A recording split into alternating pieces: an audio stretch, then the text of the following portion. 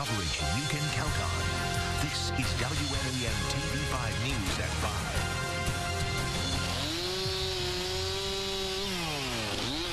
Toppled, power lines snapped, and thousands still without power from strong storms punching through mid-Michigan overnight. Thank you so much for joining us. I'm Colette Boyd. And I'm David Custer. A path of destruction left across many areas of our northern counties. The National Weather Service confirming an EF1 tornado touched down briefly in West Branch, damaging several homes. That's right. That is where we begin our team coverage tonight. TV5's Jonathan Jackson speaks to a local pastor whose roof was torn off at the height of that storm.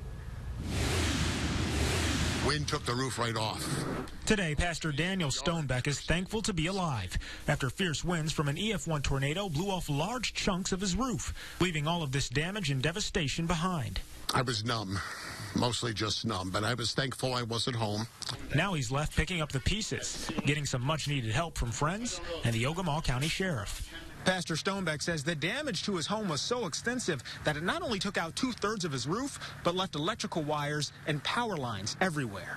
There are trees in the yard that are standing on their side, and you can see in the backyard where the trunks are broken right off. The top of one big pine tree in our backyard is over in the neighbor's yard. Meanwhile, less than 2 miles away, homeowner Lily Gerard is also coping with damage from West Branch's tornado after her neighbor's metal shed was blown off its foundation and into the side of her house. Well, I was watching TV and I heard this real loud bang, and I thought our roof came down, but it was the shed could come clean across, landed right here and missed my window.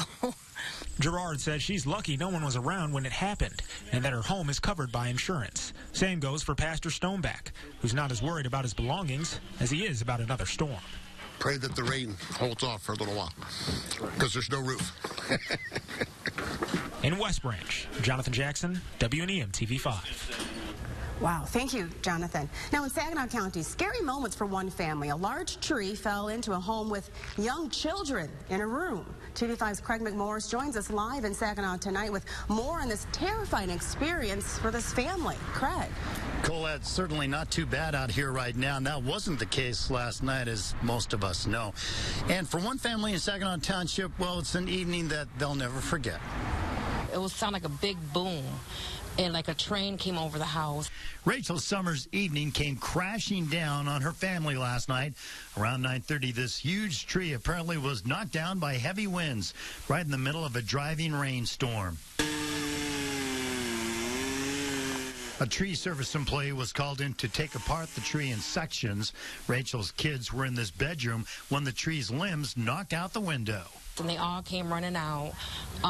They were all in debris, so my one daughter got hit in the head a little bit, but not that bad. Everybody was panicking. My son said, Mom, everybody just calm down.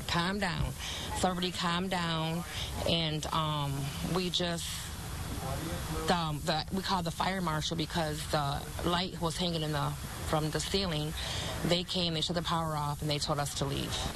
Arriving last night was the homeowner, Brandy Hare. She was amazed at what she saw. Well, it was pretty scary. I was glad that everybody was safe and out of the home at the time. There really wasn't much we could do until morning, so we could really assess the damage. A contractor was scheduled to come by the house this afternoon to take a look at what it will take to repair the structural damage to the house. Yep. Thank God for insurance, too. Yep. The family will spend the next couple of nights with family members. Meanwhile, coming up all new at 6, we'll take a look at some other storm damage that happened around Saginaw County last night. Reporting live from downtown Saginaw, Craig McMorris, WNEM-TV5. All right, Craig, thank you. Now, some of the worst damage in mid-Michigan in parts of Arnett County, as you can see here at the Point Au Gres Marina and Campground. Trees strewn across campers and vehicles, some uprooting right underneath them. This is incredible stuff. TV5's James Felton shows us the worst of the fury. Thanks, guys. That's right. Strong winds blew through here at Arnett County last night. How strong were these winds? Well, just take a look at what they did to this boat. Not good. I mean, what can you do? Mike Harold owns the boat turned upside down by wicked winds Tuesday at the Point Au Gres Marina. It's covered under insurance, hopefully for the best. On a day fit for chainsaws. Residents all along Green Drive near the marina spent their time cleaning up storm damage that stretched as far as the eye could see. Ashman Stam was home when a tree fell on his roof. I was praying that my bedroom upstairs didn't get destroyed. Stam tells us it was a night he won't forget. It was really loud. It sounded similar to a train with the wind. It was shaking the house. At this hour, there are no confirmed reports that a tornado is responsible for this mess. But don't tell that to Dan Bartlett. And there were 3 water spouts through the lightning on the water. Bartlett watches over his neighbor's house. The structure sustained significant damage thanks to our latest bout with wild weather. When I saw this, I was bummed out. But what are you going to do? We're alive. As for Mike Harold, he says he never expected a storm that intense to hit this area. He's just glad everyone is okay. Thank God nobody got hurt. That's all I can say. Now, the marina isn't the only place that sustained damage. Wait till you see what happened here at the campground. We'll show you coming up at 6. For now, reporting in Aranac County, James Felton, WNEM-TV5. Wow. All right, James, thank you. Now, after several days of wet and severe weather, much of mid-Michigan is hoping for a chance to dry out and get things cleaned up. That's right, David. Chief Meteorologist Brian Bachman is in the First Warning 5 Weather Center, keeping an eye on a forecast. You know what? We can really breathe a sigh of relief and exhale today. Right, we really can, and we're going to get a chance to continue to do so over the next couple of days. No imminent threat of any more storms as the cleanup continues here in mid-Michigan, David and Colette. But I want to revisit, of course, the tornado that we were briefly talking about with Jonathan Jackson's report before that touchdown in West Branch last night. Here's some of the specifics on it. It was an EF1 rated tornado with maximum winds right around 100 miles per hour.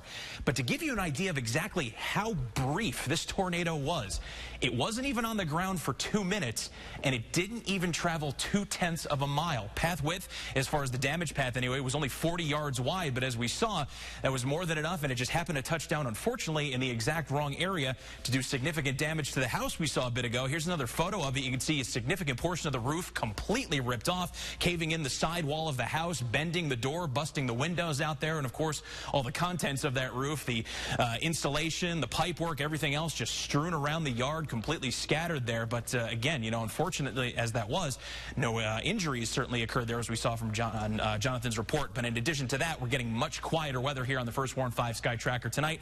All we're really dealing with at this point, storm-wise, is not even a storm, just some scattered light showers trailing back into parts of northern Sanilac County, just over to the east side of Caro, and then a couple others speckled in across parts of Genesee, Shiawassee, and Saginaw counties. More importantly, you head north and west of the Tri-Cities. We're starting to see some sunshine punching through as the cold front responsible for these repeated bouts of storms begins to press east of us tonight.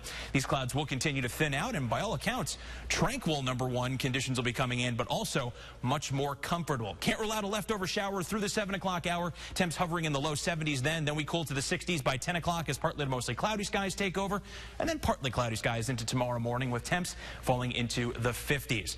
But a lot of, damage, of course, was reported across mid-Michigan yesterday. Of course, the instance of a tornado, but a lot of it also the result of straight-line winds. But how can you tell the two apart? Here's meteorologist Kylie Miller to explain. Well, the cleanup continues from the storms that rolled through the region last night, and we've been getting a lot of questions asking, was the damage from a tornado or a straight line wind event? Well, I'm here to clear things up. So let's go ahead and take a look at these two photos. One of these photos is from a straight line wind event, and the other one is from a tornado. Have your answers? Well, if you guess the straight line wind event, the top picture, you would be correct. The bottom picture is a tornado. So what's the difference between the two? Well, you can think of the key words in and out. In is when all the winds flow into a tornado, because the tornado is a rotating column of air. The debris is often laying at angles due to the curving of the inflow winds. And if you think of the term out, that means all the winds flow out from a downburst and they fan out once they hit the ground. The debris is often laying in straight lines, hence the term straight line winds, which are parallel to the outward wind flow. So there are similarities between the two as well, and so you can actually have just as much destruction from straight line winds as the tornado, and both can actually have a roaring sound as well. So whether it's a straight line wind event or a tornado event, the National Weather Service may go out to survey the storm to take a look and see which type of event that it was. I hope that cleared things up for everyone. And David Colette, I'm going to send it back over to you. All right, Kylie and Brian, thank you. Now, remember, you can always find the latest forecast and weather alerts in the TV5 mobile app. You can download it from the App Store or on Google Play. And if there's storm damage where you live, please send us your pictures. Email them to WNEM@WNEM.com or post them to the TV5 Facebook page. Well, Pope Francis making his first public appearance since the allegations of covering up sex abuse in the church. Yeah, still ahead, the new allegations against the pontiff from the Pennsylvania Attorney General. And a young girl left alone in a bathtub drowns. And now the man responsible for watching her is facing charges in her death. And the latest report card on Michigan students is out, and it's not painting a pretty picture. Tonight at 6, a closer look at the grim numbers. You're watching TV5 News at 5, serving Chesaning, Flushing, Linwood, and your hometown too. It is coverage you can count on.